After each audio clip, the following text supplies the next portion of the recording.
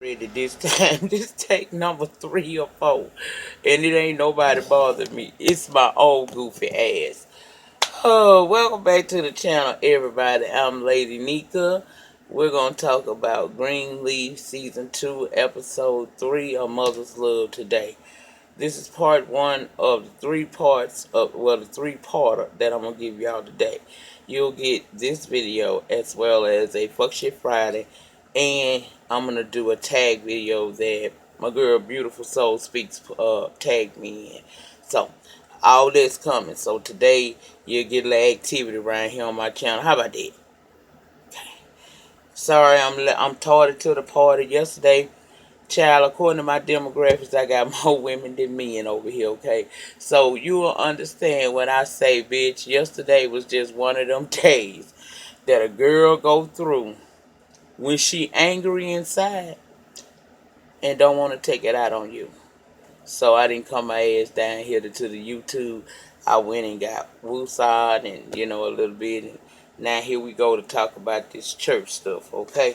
So we're going to open this episode off with Gigi bringing Sophia to school, okay? When she get a call and it's Danielle mama. Now, Danielle, if you don't remember, is the young lady from last season that Uncle Creepy Mac had gotten impregnated and had paid for her an abortion and pretty much paid her parents, her mama off to keep it all on the low, right? I gotta get comfortable. Why I'm not just see this would have been I'm not gonna start over. I'm just gonna open this and cock it there. Okay. I like to be comfortable because I get into conversations, honey. You know how it is. But anyway, she that girl there, and well, she done took a bunch of pills, and she down there at the hospital getting her stomach pumped, and her mama distraught. Now Gigi go down there, and the mama tell her, and basically collapses in Gigi arms, crying that the girl, they don't know if she gonna be alright yet. That she took a whole bunch of pills. Now when Danielle was able to speak, okay, she tell Gigi that the kids at her school is victim blaming about that Uncle Creepy Mac thing. She said someone went so far the day before to take her clothes out of her locker and write slut on her underwear. I said, ain't that some shit? Now, see, this is why a lot of people do not like, victims of sexual assault. They don't like to tell because for some reason they blame for being violated. And I ain't never understood that. If it's a female, she's loose or she a hoe. If it's a guy, he's soft and shit, I don't know why we view victims, victims of sexual assault. I don't know why we come down on them because it's not their fault, you know. And whether you want to admit it or not, be it man or female, man or woman, this kind of stuff right here can really affect these people for the rest of their lives being violated like this. So I don't like the fact that we live in a society that chooses to blame victims of sexual assault for being a victim of sexual assault. That shit don't even sound right. Anyway, moving on. Danielle want to know why Creepy Mac ain't in jail, and so do I. I don't understand it. Okay, even if he did threaten to, even if he did threaten to expose Mac, the bishop, and what they did as far as planning for that house, that church fire to get there and showing money. Even if they did that, I'm trying to figure out why, huh? Why wouldn't he go to jail? So you mean to tell me somebody dying in a fire probably 20 years ago still warrants this man to be able to walk free because he wouldn't tell you about something that happened 20 years ago, opposed to all these girls that he done raped, been molested, and then got abortions for and paid off their family. Child, I don't get it. Now, over at the Greenleaf plantation, Lady May walking around the room that was once occupied by Jacob and his family. She missing them already, looking at little spots like how you used to do the height charts on your wall. My kids used to do that. When they get a certain height, I mark it. Then they grow some more, I mark it again. You know what I'm saying? So she's looking at all of those things. and she missing them. And Bishop coming there talking about maybe we need a fresh coat of paint. Now, Bishop, you know a fresh coat of paint ain't gonna make that woman heart heal about her son leaving. Now, Uncle Creepy Mac coins must be less than, because we seen him being moved into, you know, a basic place from his deluxe apartment in the sky. And you could tell by the way he looking, he ain't feeling that. So his money done fell off, which that's good. That's good, okay? Now Kevin's mom is coming to town, and he talking to Charity about it, and she asking like basically what we gonna tell her. He said about what she said about what about we why we made her wait so long to come see little Nathan, right? She gonna want to know something. He said, "Are we?" She said, "Are we planning on telling her the truth?" And he said, "No." He said he gonna think of something. Okay, you might well tell her the truth. But Jacob go see Pastor Skanks, and they got excavation issues apparently down there at the site of what will be Triumph 2. They need to buy some additional stones or something of that nature so that the draining system or something works right. I ain't understand it, but whatever. And he said that's gonna cost some extra coins. So Pastor say, well, what about old Sister Clara? She still got that Powerball money. Remember her from the first season? That's the one that won the Powerball, and the church wanted some coins and stuff from her, okay? He tell him to go over there and ask that woman for some money. So he agreed to go visit Miss Clara and stuff. Now, let's go talk about Zora and Sophia. Zora complaining that her closet space at her new abode is less than, and she asking Sophia to go to this youth conference. Meanwhile, while all of that they talking, she started texting and getting texts, texting and getting texts. Zora, Sophia said, "Girl, who that is?" She said, "Isaiah." Now I'm gonna tell you, I had a problem with this. I had a problem with this. I know on last week I was here for girl power. I was saying, "Yay, let's do this shit." It's about time the dark skinned girl get some shine, because for years and years and years and generations, it's always been deemed that light is right. Okay, uh, if you brown, you kind of like get casted off to the side. Now we're entering an era where the darker skinned woman is starting to, have her beauty accentuated by the public. Okay, so I'm cool with all of that. Okay, I'm cool with that. But here's what I feel Zora was wrong. First and foremost, that's your cousin above everything. Just like boys say bros before hoes, why we can't see that same way as women? I just did a video not too long ago about women not wanting to stick together. Okay? Now this is your cousin. You know your cousin had liked on this young man. Okay, it's not your fault that the young man chose you. But if you gonna go with the flow, you could at least be sensitive to how the fuck she feeling in this moment. I wasn't here for that. You don't turn to no mean girl because you just not starting to get your shine out here. You don't do that. We not gonna do what the light skins did to us, which was be mean and throw it in our face. We supposed to be trying to rise above and also uniting.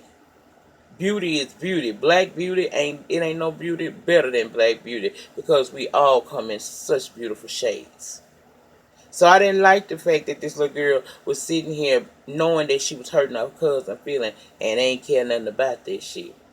Just because you won don't mean that you gotta be ugly. And Sophie girl, don't be upset, because I got a feeling Isaiah gonna be something else. Thank God you dodged the bullet. I'm keeping my good eye on Isaiah because I don't trust him. Anyway, now Jacob go see Sister Clara, and she must be really sick because she had IVs and stuff hooked up, and she got a nurse up in there. But she was real, real happy to see him. She said she glad he there. It gets lonely. She said the Bible was right. What it said, the love of money is the root of all evil. She said she almost regret winning it. She asked how he doing over there at Triumph, and he said he doing good. She said good. I ain't seen a green leaf in my house in ages. She said a lot of people was mad at him for leaving the church, but she not. Everybody don't want to be working under your father's shadow forever. He agreed, and she asked if it was room. She said it's room for 3 churches, really. It is. It's room for 3 churches. She said, so what made you call me after all these months? And now he ain't got the heart to ask her for the money because by her own words, people only come by there when they want her to write a check. So he ain't gonna do it like that. He told her he just missed her. And she thought that was sweet. And you could tell that meant a lot to her. I imagine what that must be like, though. You sitting up here. I'm sorry, y'all. The city doing some fucking repiping. Uh, some in conjunction with the fucking gas company. And they all around this neighborhood. Digging up our property and shit. Now, we getting a cute coin, the ones of us who can. But the point is, they digging up our shit. But my check cleared, so I'm shut the fuck up. Anyway, what I was saying. Oh, I imagine that it is hard. You know, when you got a little change, and I'm gonna tell you something. I know that firsthand. Cause when I got married, you know, and over time things got a little, you know, easier for us or whatnot. And it seemed like I don't know how it was on his side, but I can sure tell you, it seemed like in my family, my people felt like I was the savior. I mean, you don't stop praying to God and start praying to me. Why? You don't know what I got to do to get this coin, honey. But that wasn't the point. I just, the Bible was right. It ain't money, it's the love of the shit. And people love money so damn much that they'll sell each other out and they'll sell out they'll sell out their family. They'll sell their goddamn self, tell you the truth. But that was sweet of him to go through that, even though his original intention was to ask her for money. I appreciated the fact when he saw how his visit brightened her day and how she always feel like people just only come through for her coin, that he pulled that shit back. It ain't necessary, okay? So Gigi go over to see Carissa and pick up Sophia, right? She told her, I always did like your sense of style because Carissa's starting to put shit together in that house. Now, we know that she's not happy because that ain't the Greenleaf plantation. She is upset she ain't in that house, that big mansion with them servants, honey. Gigi said, and that's okay, even though it ain't Greenleaf. She said, look, you remember Danielle? She said she said she did, and Gigi explained, you know, what she needed her to do. She said she needed to get her out of Hancock because the kids calling her names and making the educational process hard for her, and she was hoping Carissa could get her transferred somewhere else. I was like, okay. I forgot Carissa got pulled in the school system. Carissa said she'll try, and then she calls for Sophia because Gigi can't pick her up, like I said. Gigi said it's really not that bad, and Carissa said, please save your pity. Had you not come back, we wouldn't even be living here. And I was appalled. I was appalled by that because you blaming this woman for coming home. It's not her fault that your husband is how he is with his dad, okay? If you want to blame somebody for you living in that house, blame your husband. It was your husband that wasn't. I was appalled when your husband was sleeping with the secretary of his daddy. I was appalled that your husband went over to Triumph to the little induction ceremony and preached like he ain't never, you know, people was feeling him. But he sat over there like a mute dummy at his daddy church, never even tried to spread his wings, and he had opportunity. Okay? It was your husband who couldn't take the pressure of competition and decided to bounce on over there to Pastor Skanks and wind up becoming minister over there. You don't blame her for that. She came home. She got every damn right to come home. And she came home not to stay there, but she came there for her sister's funeral. So how you going to blame that woman for what your husband really caused y'all to be in that situation? You can't get mad at her about that, bitch. Get mad at him. Put that mirror up to his damn face and tell him some shit. I was, oh, baby, I can't. Don't come for Gigi, baby, because your husband weak and needed. Don't do that. Now, we go over to Kevin, and he at the pray the gay away services over there, and he's saying that Charity not ready to attend the meeting, but she is hosting his mom who's coming into town, so that's a step, okay. Now this dude, who I assume was the leader of this group, he's the counselor. He said that a number of the people in the group had come to him for some time now, asking how to combat urges, uh, and he gave them this vial of medicine. I forgot. I think it's called Epitep, sir, something like that. I remember that shit from childhood. I'm gonna tell y'all how. Okay, but anyway, he said that that medicine will either make them throw up or nauseous, removing their urge, and call them being gay or sickness. Now, like I said, I remember this, sir, from back in my childhood days. We would go down to the country on the weekends sometime, and it usually be just me, my brother, and sister. But and they would go, okay, so it's me, my brother, and sister going down to my grandmother and my grandparents' house. They land and shit, and they grew these like wild berries, and the darkest ones was the ones that would make you real sick and shit. But you couldn't tell my brother and sister. We used to just call them twins because that's what they are. And you can tell a twin shit. While I'm in the house learning how to cook all this good shit, because I told y'all that was always an interest for me. Um, I got my brother and sister. They out there all in the woods, out in the field, looking for them damn dark ass berries so they can eat them. They eat them motherfuckers, and at night they be going through it with their stomach, right? So grandma would give them some of that epitaph syrup, right? Child, they'll sit there, take that shit, they'll be tag teaming, tagging each other. My turn to use the bathroom, throwing up and shit. So came up on this one weekend where we was having a family get together down there. You got grandma in the back, she cleaning chickens and shit. I don't know what you call that shit. She was taking the feathers off that motherfucker because she had done killed him. But my grandfather and them, they out there at the fishing pond getting some fish and stuff. I got my uncle in the front, he barbecuing. And I'm in the kitchen working with, my aunties and shit on baking stuff. Cornbread to cake, baby. Cornbread to cake. Anyway, so it's my cousins, my two cousins. It's my brother and sister and me. We the only kids down there for this little event. Really wasn't no event, just was a little family get together, throw together at the last minute. Now they out there playing and all of that stuff. Baby, they done got so bold with it. They done went and got some bags that my grandma used to keep them when she come up to town to the Walmart. And done went out there in that damn field and in them woods and got all them damn berries. They sitting on the back porch just eating the berries. And somebody came up with the grand idea, let's put some sugar on the bitches. So they come in there and get a big thing of sugar, big old cup of sugar, and they pouring them berries in there, dipping them in there, eating them berries.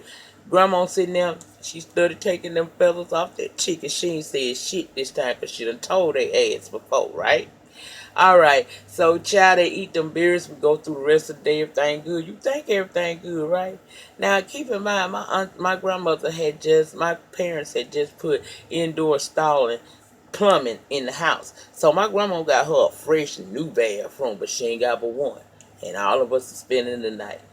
Now, my two cousins and my brother and sister, all of a sudden after dinner when we chilling out and I'm trying to, ear hustle and learn shit from these old heads, they started getting sick, like real sick. Grandma ain't said shit. She gave their ass some of that damn syrup. Bitch, y'all should have seen them motherfuckers. Now keep in mind, I told you she ain't got but one goddamn bathroom. Grandma still had her old outhouse way out in the back. Do you know they was traipsing through the motherfucking fields in the middle of the night trying to get out there to their outhouse because it wasn't coming out just through the mouth. It was coming out another way. And it wasn't enough it wasn't number one bathroom. So that was the funniest shit. Child, I hollered that night watching them run from their field, running out there to their field, to the outhouse, trying to get in the bathroom, in the main house. That was funny, child. And do you know what happened? After they experienced all of that discomfort and shit that night before, Them motherfuckers got up the next day and still went and got them some more berries. The purpose of that the story was you can't change comes when you want it to come. And some things and some people just ain't gonna change.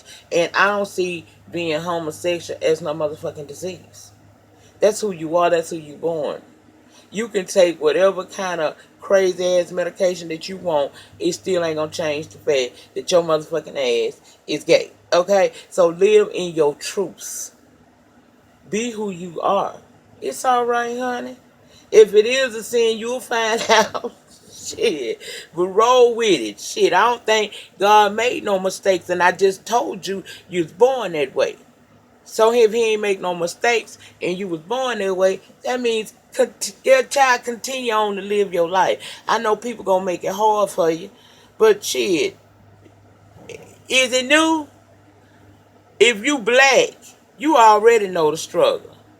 If you black and gay, you know it a little bit more. And if you black, gay, and a woman, you know it even more so. Why do I have hair? I'm bullshitting. Let me go on and get this review done because it's 20 minutes in. Okay, I'm sorry, y'all, but y'all know I like to talk. Anyway, later on,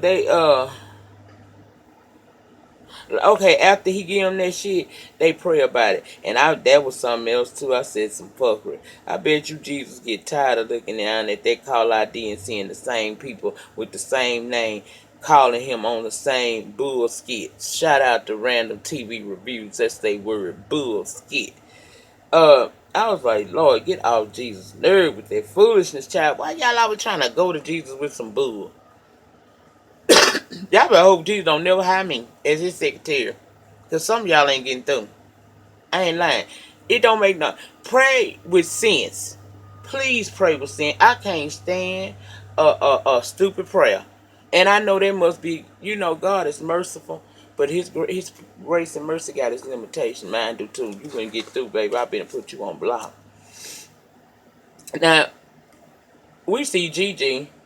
My mouth just is juicy. Sorry. But now I don't wipe the lipstick off. Okay. Gigi been watching Uncle Creepy Mac in that car at night. Not him in his car. She's sitting in she's sitting her ass out in his hotel or his apartment complex the parking lot, and she been watching him at night, watching him as he come and go and things like that. So let's go to the church event. Zora asked Sophia to go to. They arrive and Isaiah is already on stage.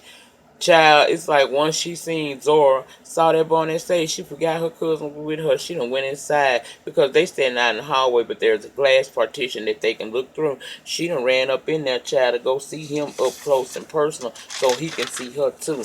And my question is, again, is Isaiah, is he bringing the word of the Lord through music, or is he the next R&B star? Because this boy be acting all kinds of seductive with church music. I mean, he in there, Michael Jackson spinning, and I'm like, okay, is this gospel or is it not, child? Because I don't never remember Mother Shirley going that far with it. I don't recall the Winans doing it either. And as I think back in the book in my memory, I don't remember Andre Crouch, the Mighty Clouds of Joy, none of them people. Now, Kirk tried it, but they reminded him who the hell, what the hell they was doing. They wasn't going to let it continue, so he had to fall back on some of his stuff. But this boy is a lot. Child, he's singing and coming all up close to her and stuff, and I'm wondering, ain't nobody going to say nothing? I don't know. Anyway, Mama Etheline arrives, and she's super excited to see little baby Nathan. And that was cute. Just a doting grandmother. I can feel that because I'm one. Now we see Darius. I believe that's who y'all told me his name was. Rick Fox character. If I got it wrong again, I'm sorry. I wrote this review late, okay? Anyway, I believe y'all said that's his name. Him and Gigi out at the seafood shack, and child, soon as they get their crab legs and sit down, Gigi obviously don't know nothing about how to eat them because she beating the hell out them damn crab legs. I mean, she ain't cracking them, she fucking beating them. I'm talking about seasoned crab leg juice everywhere. He had to take her plate and break that thing down for her. I said, girl, you don't know how to use the damn thing to crack the shell, but she obviously did. Now back at the church event, Zora, like I said, hot ass decides to leave with old Isaiah and asked Sophia that she wanna go. Sophia said, nah, I'm good. So back at the seafood place, Gigi telling Darius about Danielle off the record, of course. Um, she said that the fact that Max still free weighs heavily on her, and it makes her feel like she helpless. He telling her to continue on doing what she doing.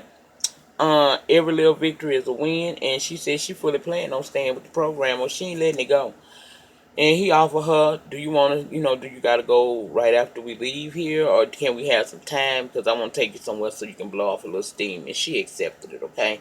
Now, Bishop said that he paid for radio time, and they standing there in his office, him, her, or a lady maid, and that secretary they hired last season after Bishop found out that Jacob was screwing his secretary. He had this other girl, to kind of, that in his words, she's not as appealing, okay? Or she ain't no draw to him. But anyway, they listening to it, and child, he spoke for like every bit of maybe 6 minutes, and it cut off and went right into a commercial from Basic Skanks Church Triumph 2.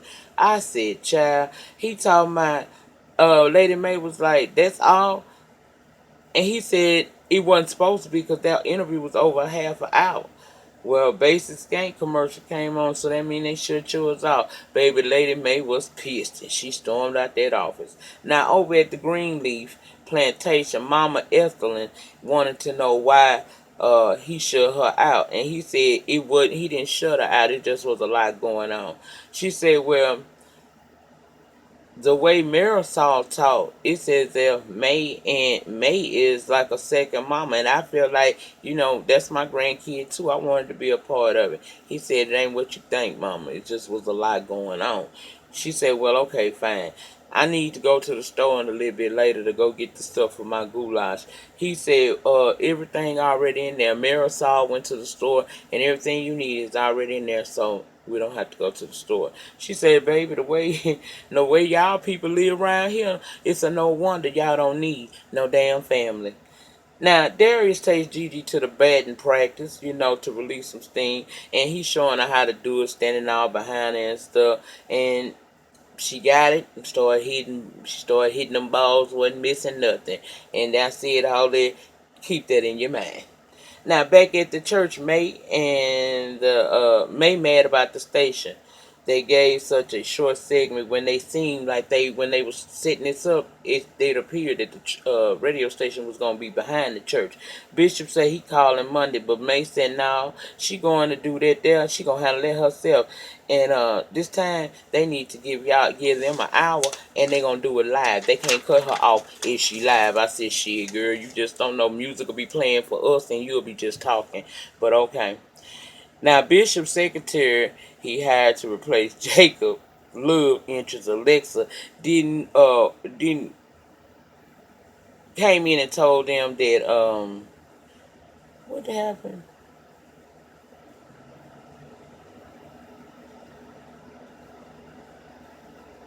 Oh, okay. I'm sorry. I remember that scene.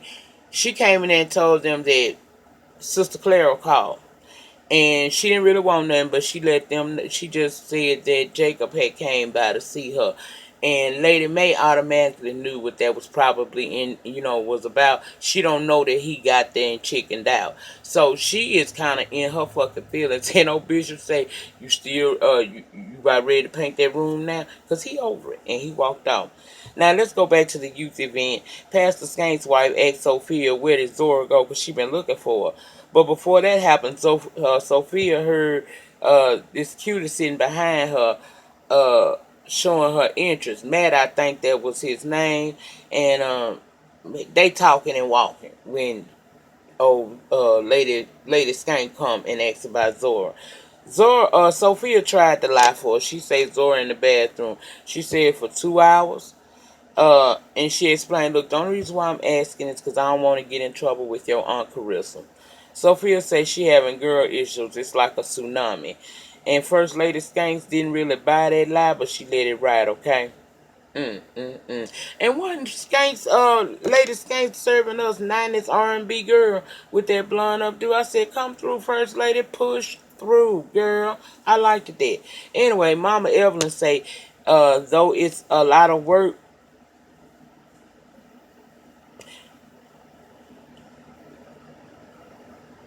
she was telling her and Charity was talking. You know I was sleeping. These notes all kind of fucked up. Thank God for recall.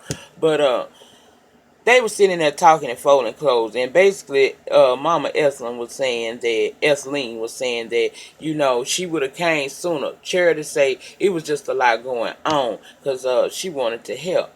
She said, I may not have the social graces of you or your mom, but there are other graces. And a servant came in talking about the chicken wasn't brown, and well, the chicken was brown, and what her name is, Charity was about to go, but Mama Esteline told her, "No, baby, you go on and get you some rest. I got this for you, okay?"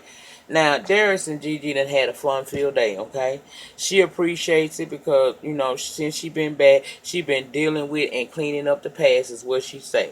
She likes spending time with him and says that it's a step in the right direction and they kind of share a kiss. Now, Pastor, girl, you're not going to be up in that pulpit with a wet ass, close the door, with a wet ass another season. Now, we let you slide last season, because you was newly coming home and it was a lot of drama going on and you and Noah had never really had closure. We forgave your transgressions in that moment, but we not in this season gonna get through this here. The Bible speaks of the weakness of the flesh. You better go to those scriptures and read it before I read you, girl. What you not gonna do is sit here and have a wet ass on Saturday and stand up in that pulpit on Sunday. We're not going to do that. Now, Jesus' patience has its limitation, as do mine. Get it together. Okay? You are not going to be standing in that pulpit after you done let Rick slap it up, flip it, and rub it down. We're not doing that. Now, let's go back to the event, because Lady Skanks come up to Carissa and asked has she given any more thought to her ideas. She just want to come over there and hang out with her and help her decorate. But Carissa is such a bougie bitch. She is telling her, is she just been busy, okay? I like First Lady Skanks though. So far, she not stuffing, trying to be, she just trying to help Carissa. But Carissa's so mad that she done stepped down from living in that mansion to not having to live in that basic home. And then, she just a trip. Carissa lied, I just been busy. So the First Lady said, I understand, but I can come over at any time. Carissa saying, don't bother yourself. She really trying to do so much, she was really trying to make suggestions to work around whatever Carissa was giving her, but she didn't really want to help. She don't want her to help. And she basically ended up saying, I take care of myself. And the lady said, okay, well, since you feel that way, I was just trying to help. She said, but before you go, I thought I'd let you know that Zora pulled her Elvis. She left the building for a couple of hours. Now, I'm only telling you so that you would know. I'm not trying to judge your parenting skills. I'm not saying that you can't keep a handle on your daughter. I just wanted you to know. And if, you ever need my help in any kind of way, I'm here for you. Carissa couldn't take that. Now we see Carissa go with Gigi and go see Gigi. She got Sophia with her, and she got damn Zora. You could tell by the way that Carissa was looking, and they stayed outside that something was going on. So Gigi asked. She tell Gigi Zora snuck out of the conference and Sophia covered. Gigi said that's not good, and she said she'll be talking to her. Carissa informs Gigi that, look, thank you for handling it there, but Danielle also, I got into York Academy and she can start on Monday, and that was a good thing. Now, Lady may go see Jacob at the construction site. She gonna give it one more try, okay? She said, I know you went to see Sister Claire. He said, I didn't ask for money or mention triumph. She said, the fact you showed your face was enough.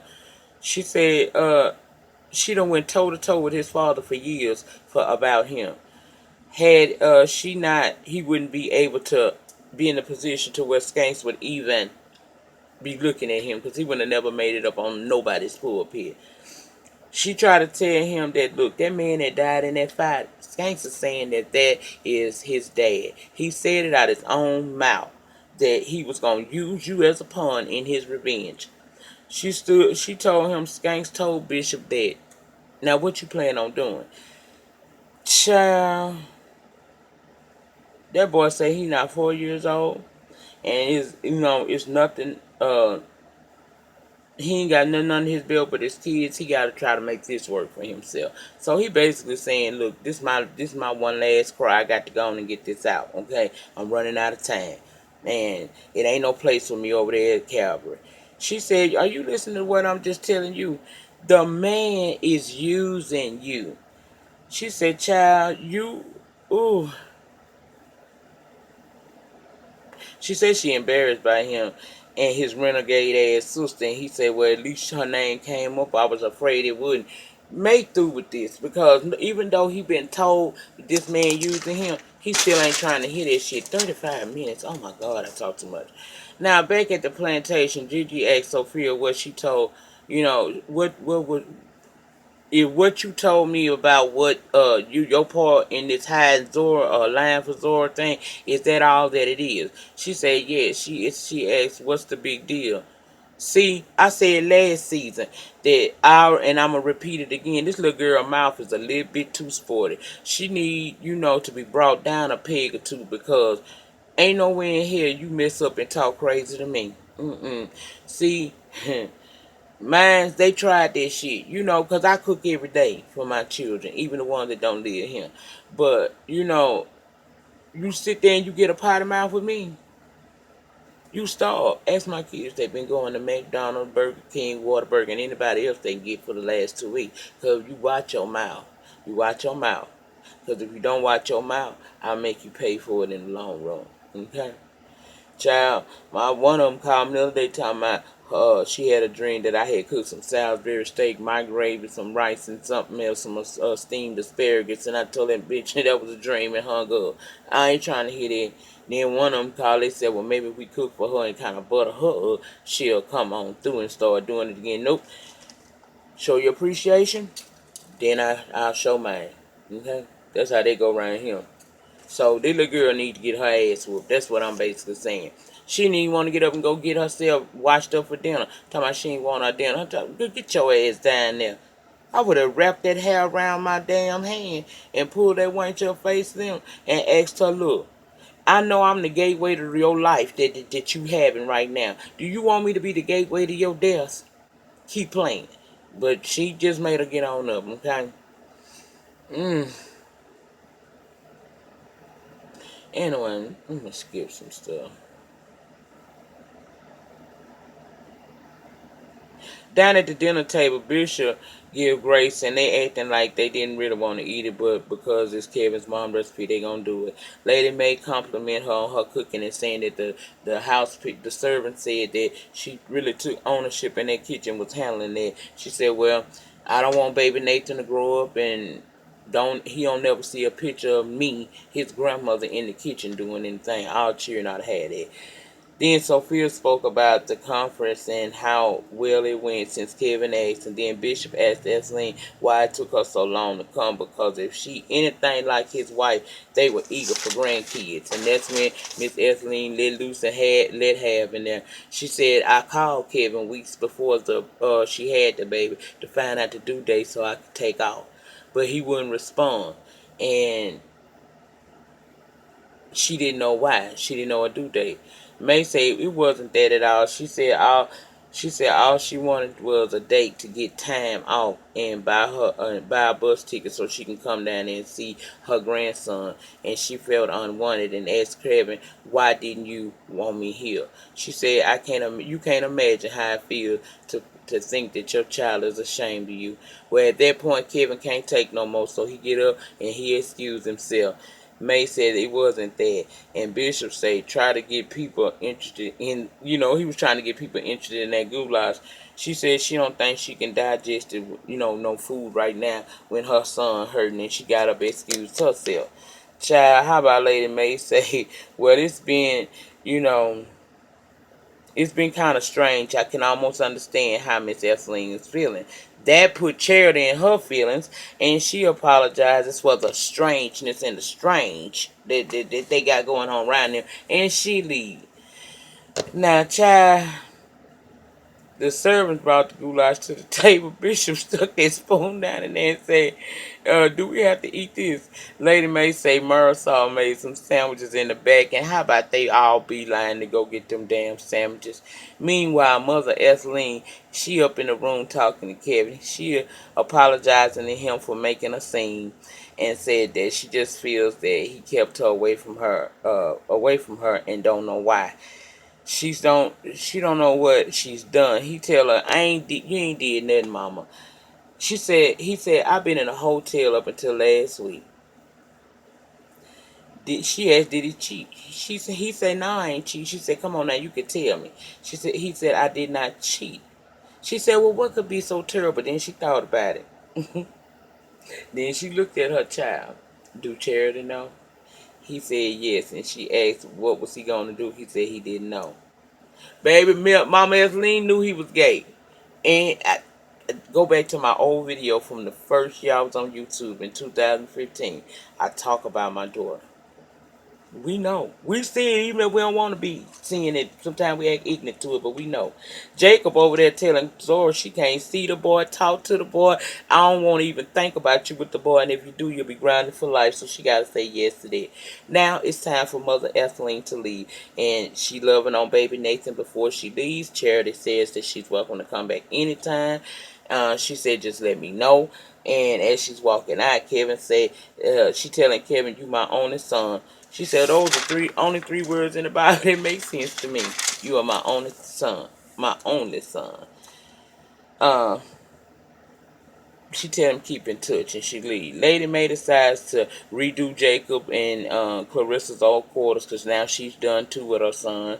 Pastor Skank mad at Jacob because he didn't get no money out of Sister Clara, basically saying you better come up with a way. He said he will, but it won't be by way of that woman, because she has had enough people knocking on her door asking for money. Because see, he was gonna try to go over there, and he told her, you leave her be.